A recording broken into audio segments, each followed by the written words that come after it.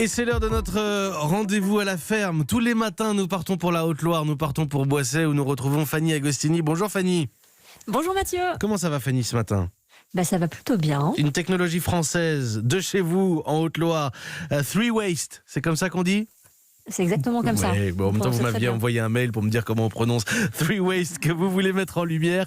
Une technologie qui nous permet d'en finir avec l'enfouissement et l'incinération des déchets.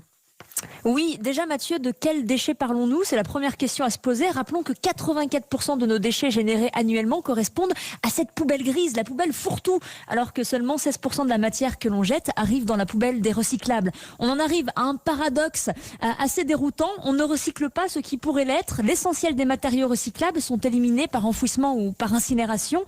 Mais à notre décharge à tous, tout de même, il est parfois hyper difficile de trier les matières non identifiables. Nous nous sommes tous déjà trouvé impuissant devant le bac de tri avec un emballage hybride bien énervant, moitié alu, moitié carton, avec aussi dedans un soupçon de polytéréphtalate. C'est parfois à s'en arracher les cheveux, n'est-ce pas ? C'est plus facile de dire Three Waste que polytéréphtalate. Téréphtalate. Bon, effectivement, c'est pas toujours simple. Tout ça pour vous dire qu'à Polignac, en Haute-Loire, l'usine Altrium a mis au point une technologie imparable appelée donc Free Waste pour trier efficacement la poubelle ménagère. Il y a 400 mètres de lignes incorporant des machines automatiques de tri qui sont équipées de scanners optiques capables de lire 8 millions de pixels à la seconde, et ça peut séparer les matières organiques, les plastiques, les papiers, les cartons, les métaux, et ça permet surtout de revaloriser la quasi-intégralité de cette poubelle grise. On peut alors se dire que si des systèmes de tri comme Free Waste font ce travail de revalorisation de cette satanée poubelle grise, eh bien c'est une révolution qui commence d'ailleurs à opérer avec un centre de tri qui ouvre bientôt à La Réunion, ainsi qu'en Inde et au Canada. D'autant que les quantités de matière dans nos décharges représentent des volumes gigantesques.